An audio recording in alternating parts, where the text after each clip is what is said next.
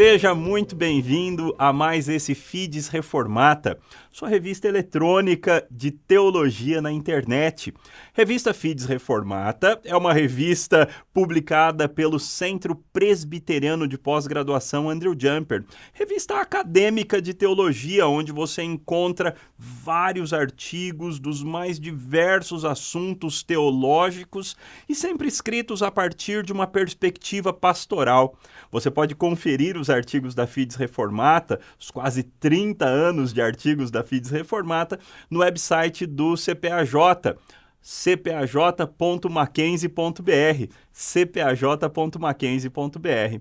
No programa de hoje, nós estamos recebendo o Dr. Alderi para falar a respeito de um artigo que ele escreveu em 2018, que tem o título Reverendo Valério Silva, Paradigma de Ministério Pastoral e Vida Cristã. Seja muito bem-vindo, Dr. Alderi, grande alegria recebê-lo no nosso Fides Reformata. Uma alegria também para mim estar aqui nesse programa tão valioso e para falar a respeito de um assunto tão relevante como este. Dr. Alderi, antes da gente entrar no assunto do artigo, eu gostaria de aproveitar a sua presença aqui para dirimir uma dúvida importante minha. História da igreja é teologia? Pois é, eu acho que, mesmo que a história em si não seja a teologia, mas a história tem uma profunda conexão com a teologia. Em primeiro lugar, né, por causa da própria natureza da Escritura Sagrada, que é um livro profundamente histórico. Certamente. Eu costumo dizer que a Bíblia está repleta de histórias, no plural, e de história, no singular. Né? A grande história que Deus está escrevendo através do seu Filho Jesus Cristo, através da sua igreja nesse mundo. Então, existe essa conexão impressionante. Tanto é que a área na qual eu atuo no centro de pós-graduação, nós chamamos de teologia histórica. Uhum. Ou seja, por causa desse reconhecimento de que há uma profunda conexão, uma profunda ligação entre a teologia e a história, mas a própria história também pode ter o seu sentido teológico, porque nós entendemos que a história é o palco da atuação providencial e soberana de Deus. Deus tem essa característica curiosa, né, paradoxal. Por um lado, Deus em si mesmo é um ser ahistórico, um ser que está fora da história. Porque a história é a interseção do tempo e do espaço. Uhum. E Deus está fora do tempo e do espaço. Ele é o absoluto. Então, em si, ele é ahistórico, não histórico. E, no entanto, ele houve por bem, em Cristo Jesus e na sua encarnação, entrar de maneira profunda e transformadora na história humana. Então, a história acaba se tornando o palco dessa atuação extraordinária de Deus em Cristo Jesus e através da sua igreja, e criando, assim, um vínculo profundo entre a história e a teologia. E na sua área específica, às vezes se divide em a história do dogma e história da igreja. É isso mesmo? O senhor acha essa uma boa divisão? Normalmente, nem todos os historiadores aceitam essa classificação. Uhum. Né? Eles fazem aquela divisão da história em períodos, evidentemente, né? História antiga, medieval, moderna e contemporânea e assim por diante. Mas eles procuram destacar em cada momento da história essas várias dimensões que são importantes para a igreja. Né? E uma dessas dimensões é a história da doutrina, a história da teologia, ou, se quisermos, a história do dogma. Né? E é exatamente esse o foco tão valioso da chamada teologia histórica. O objetivo dessa área de estudo é mostrar como as doutrinas cristãs, elas não caem prontas do céu, né? Ou elas não aparecem assim do nada, num vácuo, mas elas sempre são fruto, a sua elaboração, não a verdade a que a doutrina se refere, mas a sua elaboração formal, doutrinária, ela sempre acontece em contextos específicos e em resposta a necessidades específicas que a igreja enfrenta. Isso ficou muito claro, por exemplo, no quarto e no quinto séculos, no que diz respeito à doutrina do relacionamento entre o pai e o filho, e que acabou resultando na doutrina da Trindade, e depois, já no quinto século, a questão das duas naturezas de Cristo. Então havia conflitos, havia muitas posições divergentes a respeito dessas questões, e foi feito todo um esforço, então, de se chegar a um consenso à luz das Escrituras a respeito desses pontos que são dos mais importantes da fé cristã. Então a história nos acompanha, nos elucida como isso aconteceu. Uhum. E aí a parte da história da igreja teria mais a ver com como que essa fé foi vivida nas comunidades. Isso. Então, se quisermos, a gente pode fazer essa distinção assim, panorâmica, né? Mais de amplo espectro. Né? Ou seja, a história da igreja ou a história do cristianismo, então destacando questões como o culto, como a liturgia, como a disciplina da igreja e a relação entre a igreja e o Estado, uma infinidade de áreas. Então, esse é um enfoque, é uma vertente. E essa outra vertente, então, mais voltada para a teologia propriamente dita, né? Então, a história da teologia ou história do dogma. Então, dentro dessa grande história do cristianismo, nós podemos ver, sem dúvida, esses dois aspectos. Antes ainda um pouquinho da gente entrar no assunto do artigo, eu gostaria de ouvi-lo um pouquinho sobre a sua atuação como historiador oficial da Igreja Presbiteriana do Brasil. Pois é uma atuação bastante ampla. Tá? Eu venho exercendo esse cargo já há 25 anos, ou seja, desde 1999, quando eu fui nomeado pela primeira vez pelo Supremo Concílio, 25 anos. Nesses 25 anos, eu tenho, primeiro, produzido uma quantidade imensa de textos, não só na forma de livros ou capítulos de livros, mas também na forma de artigos, centenas e centenas de artigos sobre todos os aspectos, não só da história do cristianismo, mas da história da IPB. Então, essa é uma das contribuições que eu tenho procurado dar, em termos de produção de textos. Mas também eu tenho sido convidado, ao longo desses anos, para falar em muitas igrejas, em muitos eventos. Tenho concedido inúmeras entrevistas, tenho gravado uma infinidade de vídeos, enfim, uma série de atuações, de participações, sempre no sentido de divulgar a nossa história, né? Divulgar as pesquisas que eu tenho feito e fazer com que os presbiterianos e outras pessoas interessadas, né, conheçam e valorizem mais essa história. E um recurso que eu considero muito valioso com essa finalidade e que se tornou disponível recentemente, há poucos meses atrás, desde o final de fevereiro, é um site que nós temos agora dedicado à divulgação da história da IPB, sem deixar de lado os grandes contextos da IPB, o cristianismo, a reforma, o movimento reformado e o protestantismo brasileiro.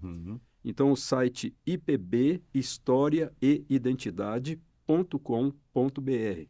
IPB, História e Identidade. Tudo junto, sem nenhuma pontuação. .com.br. Então, ali, as pessoas, os membros das igrejas, os pastores, os pesquisadores vão encontrar já uma quantidade enorme de materiais de 4 categorias.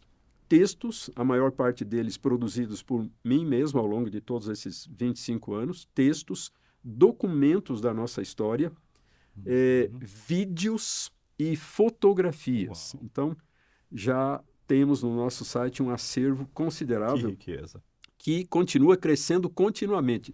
Toda semana são acrescentados novos materiais nesse valioso site. Muito obrigado pelo teu trabalho como historiador da IPB. Nós temos sido grandemente enriquecidos pela tua contribuição.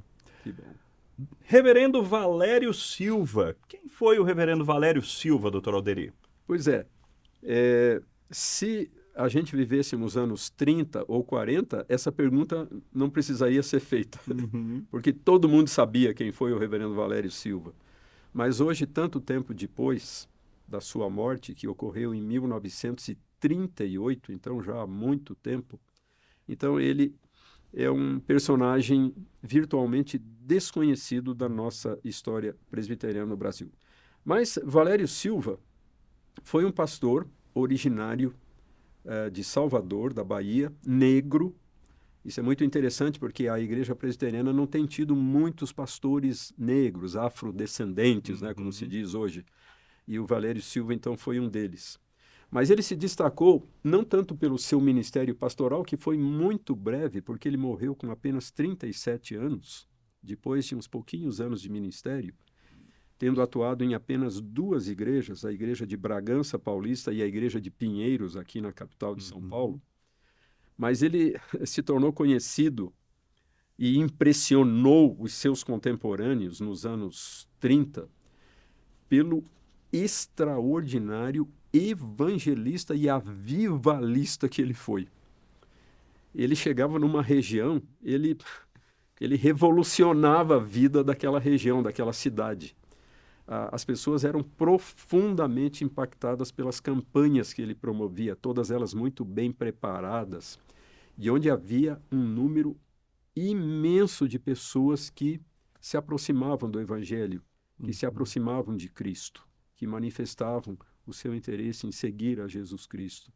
Então, foi principalmente nessa capacidade, né, de evangelista e de avivalista também, trazendo assim um novo dinamismo para as muitas igrejas que ele visitava, é que ele se tornou mais conhecido, principalmente ao longo de todos os anos 30, embora a sua atuação inicial tenha sido anterior a isso, mas ele se tornou mais conhecido principalmente nessa década. Tá. Anos de formação, e aqui a gente vai seguir mais ou menos o padrão do artigo, né? Embora com muito menos conteúdo, quem tem interesse no conteúdo completo está disponível na internet, Exato. Né? Mas os anos de formação, o que o senhor destacaria? Pois é, olha que interessante. O Valério Silva nasceu em 1901, primeiro ano do século XX. E ele era filho, olha que interessante também, ele era filho da zeladora da Igreja Presbiteriana da Rua da Mangueira, a Igreja Presbiteriana da Bahia, lá em Salvador, né? Então, essa família humilde, ele tinha somente uma irmã, né? O pai morreu relativamente cedo, então ficou aquela mãe com os 2 filhos, com um casal de filhos. E ele, desde menino, se mostrou muito piedoso, muito fervoroso na sua fé cristã, amava as Escrituras, chegava a decorar livros inteiros da Bíblia, fez a sua profissão de fé com 14 anos, né?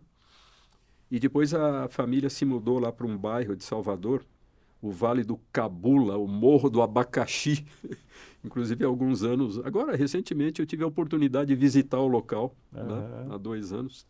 Mas, enfim, ele teve a bênção de ter tido um contato muito próximo com uma figura notável do presbiterianismo brasileiro, que foi o reverendo William Waddell, um dos grandes fundadores do Mackenzie College e fundador também do Instituto JMC em Jandira e do Instituto Ponte Nova na Chapada Diamantina, na Bahia. Quer dizer, um homem que deu contribuições impressionantes, especialmente na área da educação. O reverendo Waddell foi, por alguns anos, o pastor da Igreja Presbiteriana da Rua da Mangueira, lá de Salvador. Foi o pastor da família do Valério, né? Então, graças ao reverendo Waddell, o Valério teve a oportunidade de vir estudar no Instituto JMC em Jandira. Né? Isso no início dos anos 30, quando o JMC estava dando os seus primeiros passos, que ele foi fundado em 1928. Então, ele passou vários anos no JMC, depois foi para o Seminário de Campinas, fez o curso completo também, foi ordenado no início de 1936, mas já em 35, no seu último ano de estudos no Seminário de Campinas, ele começou a trabalhar com a igreja de Bragança, naquela época chamada só Bragança, hoje Bragança Paulista, e no vasto campo daquela igreja que incluía também alguns locais do sul de Minas, ali perto da divisa com São Paulo. Mas desde a época em que era estudante do JMC e agora também no pastorado, fazendo as suas famosas campanhas. muitos pontos do interior de São Paulo, Santa Catarina. Ele fez uma campanha estrondosa, assim, impressionante no Triângulo Mineiro, em dezenas de cidades. E então é isso. Essa foi basicamente a trajetória dele, né? Os seus primeiros anos em Salvador, trabalhando na sua igreja, pregando nas congregações da igreja lá em Salvador. Uhum. Inclusive, ele, quando fazia suas viagens para Salvador de navio, indo daqui de São Paulo para Salvador, quando o navio se aproximava, ele via a cidade de Salvador sobre as montanhas. E ele, nas suas cartas, se referia à mulata gorda. Era assim que ele se referia à cidade de Salvador, a mulata gorda, sobre as montanhas. Mas então, é isso. Inicialmente, ainda, desde praticamente a sua adolescência, um pregador lá, né, na sua região. E depois, então, esse trabalho fantástico dele como pregador, como evangelista, avivalista, durante praticamente todo o curso que ele fez no JMC, em Jandira, e depois também durante todos os anos de estudo no seminário e mesmo nos seus breves anos de pastorado em Bragança e depois em Pinheiros, aqui em São Paulo. Ele impressionava muitas pessoas como pregador também. Uhum. Não só como evangelista e avivalista, mas como pregador. Ficaram uns depoimentos assim muito interessantes a respeito dele nesse particular, né? Então, um membro lá da igreja de Itapetininga, onde ele esteve pregando numa certa ocasião, diz que ele se transfigurava no púlpito. Né? Parece que se transformava numa outra pessoa ali, aquele homem ungido, aquele homem que anunciava de maneira poderosa, de maneira contundente, profunda a palavra de Deus, que causava uma impressão duradoura e profunda nos seus ouvintes. Então, foi uma figura, assim, muito amada, muito estimada, e a sua morte foi, em consequência disso, profundamente lamentada. Ele teve um problema nos rins, não havia tratamento para isso na época, né? E ele acabou falecendo, então, aos 37 anos de idade. Sobre os métodos ou o método evangelístico dele, o que havia de diferente? Qual que era, por que causou tanta comoção? Pois é. Ele fazia uma preparação prévia muito cuidadosa para as suas campanhas, né? Então, ele, por exemplo, formava lá um grupo que saía fazendo convites. Ele imprimia convites muito bonitos, muito bem preparados, que eram distribuídos amplamente nas cidades, né, por esse grupo de auxiliares. Ele cuidava muito também da música. Ele achava que era muito importante a música sacra, no sentido de preparar os corações para ouvirem a mensagem. A gente sabe que a música tem esse poder, né? Essa capacidade muito grande de influenciar as pessoas. Então é isso, ele tinha essa preparação prévia e também muita oração. Ele formava grupos de oração que oravam muito antes, durante e depois das pregações, né? E ele fazia também um trabalho muito valioso de discipulado. Ele treinava pessoas das igrejas para continuarem trabalhando com aqueles que se decidiam nessas campanhas, né?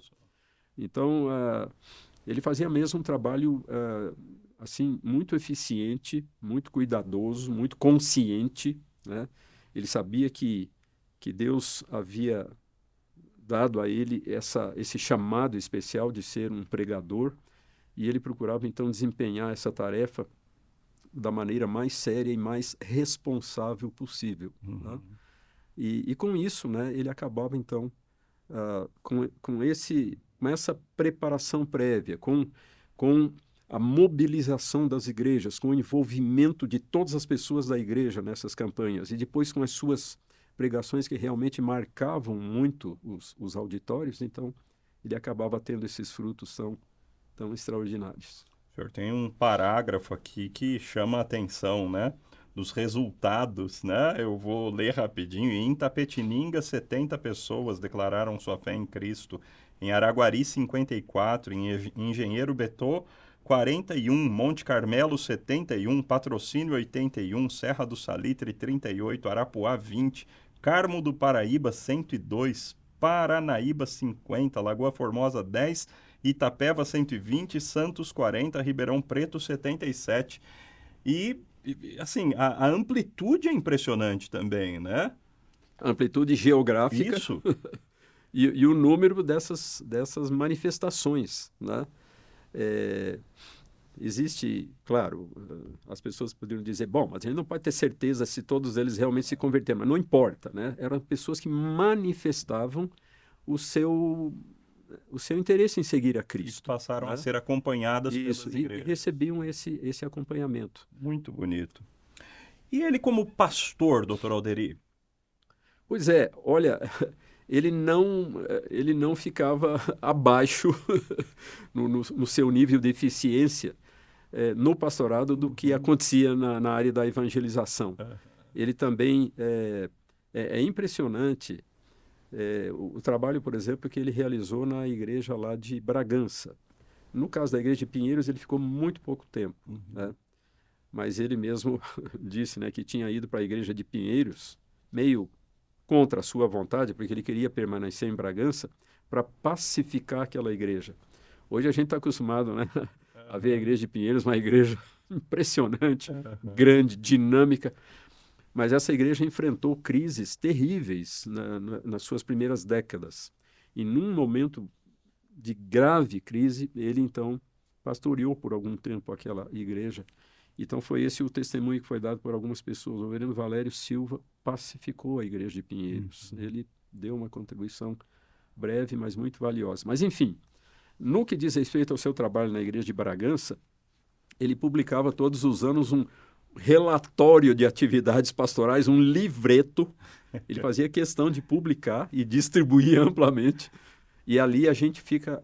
E no arquivo presbiteriano nós temos um desses livretos, né? Com todos... E é impressionante o nível, mas não só a amplitude, mas a qualidade do seu trabalho. A preocupação mesmo em dinamizar todas as áreas da igreja, em trabalhar com as crianças, a quem ele dedicava um carinho todo especial, com os jovens, com as senhoras, com os homens, a música. Ele era talentoso na área da música, ele instrumentista, cantor e tal, né? E também o cuidado das congregações e a preocupação, isso a gente vê muito nos relatórios pastorais dele, de causar uma influência positiva, saneadora na sociedade, na comunidade. Ele chegava numa cidade, ele fazia questão de visitar as principais autoridades, se apresentar como pastor evangélico, né? E também lá em Bragança, né, ele tinha um bom relacionamento com os elementos mais significativos da sociedade, da cidade. E então era esse o espírito que o animava no seu ministério, um espírito extremamente positivo e eficiente em tudo aquilo que ele fazia. Reverendo Valério Silva. O senhor coloca um subtítulo importante: Paradigma de Ministério Pastoral e de Vida Cristã. A piedade pessoal fica implícita em tudo isso que o senhor está dizendo, mas tem algo que o senhor poderia trazer à tona a respeito desse aspecto? Pois é. Felizmente nós temos muita documentação que nos permite conhecer bastante como que era a vida, inclusive a vida espiritual, a espiritualidade do reverendo Valério Silva, porque ele deixou não só esses relatórios pastorais e sermões, esboços de sermões, mas ele deixou também uma grande correspondência. Ele teve, numa senhora lá de Campinas, a sua segunda mãe. Ele tinha sua mãe lá na Bahia, né? A dona Maria do Carmo, que ficou conhecidíssima na IPB na época, né? Mas ele tinha essa senhora e o esposo dela que se tornaram os seus pais aqui em São Paulo, aqui no estado de São Paulo, que cuidavam dele, que se interessavam muito por ele, né? E ele, então, trocou uma vasta correspondência com esse casal e essas cartas foram preservadas e estão no arquivo presbiteriano. Então, ali a gente consegue conhecer muita coisa da personalidade e também da vida espiritual do reverendo Valério Silva, que era uma vida de total consagração a Deus e uma vida de oração. Então, isso impressiona não só no que ele escreve, mas nos depoimentos que ficaram dos seus contemporâneos, principalmente por ocasião da sua morte, né? Muita gente se manifestou nos periódicos da igreja, né? Dando testemunhos extremamente eloquentes e elogiosos a respeito da vida e a respeito da fé do reverendo Valério Manuel da Silva. Ele chegou a se casar? Pois é, não chegou a se casar. Ele, durante algum tempo, esteve noivo de uma moça aí de uma dessas igrejas, mas o noivado acabou sendo desfeito, né? Então ele queria muito se casar, sonhava muito com isso, mas acabou não acontecendo. E o falecimento dele foi repentino? Como é que foi Pois é, essa foi parte quase final repentino, né? Então ele passou a ter essa nefrite, né? Esse problema nos rins, e não havia tratamento, né? E isso acabou afetando o seu coração. O problema dos rins afetou o coração, né? Então ele foi ficando cada vez mais fraco, né? Mas procurando trabalhar mesmo doente. Isso é outra coisa impressionante a respeito dele, né? Quase até o fim ele continuou tendo alguma atividade, o que as suas forças permitiam, né? Mas finalmente teve que se recolher totalmente ao leito, né? Mas recebendo muitas visitas, porque ele era muito estimado, muito querido, então recebendo muitas visitas, e apesar de estar sofrendo muito, sentindo muitas dores, todos diziam que ele estava sempre com um sorriso nos lábios, né? E sempre com uma confiança muito grande em Deus, entregando totalmente a sua vida nas mãos de Deus. Então, mesmo nos seus momentos finais, ele deu um testemunho assim muito valioso, como ele tinha feito durante toda a sua vida. Belíssima história. E quem o trouxe para Pinheiros foi o reverendo Miguel Riso. Exato. O reverendo Miguel Riso, preocupado com a situação da igreja de Pinheiros, onde havia lá um problema entre oficiais da igreja, parece que 2 presbíteros, né? Estavam tendo lá uma dificuldade muito séria. Então, o reverendo Miguel Riso, preocupado com isso, insistiu muito, né, para que o Valério, quando estava aqui em São Paulo, ele foi membro da Igreja Unida, né? Ele se transferiu para a Igreja Unida de São Paulo, que era pastoreada pelo reverendo Miguel Riso Júnior, né? Então, foi mais para agradar esse mentor, essa figura exponencial do presbiterianismo da época, que ele acabou, meio a contragosto, aceitando o convite para sair lá de Bragança e vir para Pinheiros. Considerações finais diante dessa vida tão bela, rápida, mas um homem tão usado por Deus. Como que o senhor gostaria de concluir esse tempo aqui? Sem dúvida, né? Eu gostaria de incentivar as pessoas a conhecerem esse personagem, né?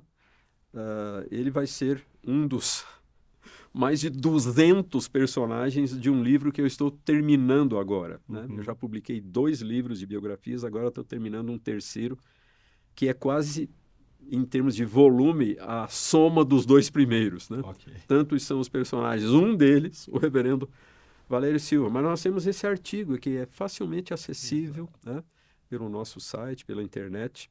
Então, eu quero convidar e incentivar os nossos irmãos que assistem esse programa para que leiam esse artigo e procurem conhecer melhor esse personagem, mas, acima de tudo, conhecer o que aconteceu com uma pessoa com uma origem tão humilde, mas que se entregou totalmente nas mãos de Deus e foi tão poderosamente usado para impactar a sua geração. Se isso aconteceu com ele, isso pode acontecer com qualquer um de nós. Belíssimo. Doutor Oderi, muito obrigado. É um prazer, foi muito bom estar neste programa. Isso aí. Esse foi mais um Fides Reformata.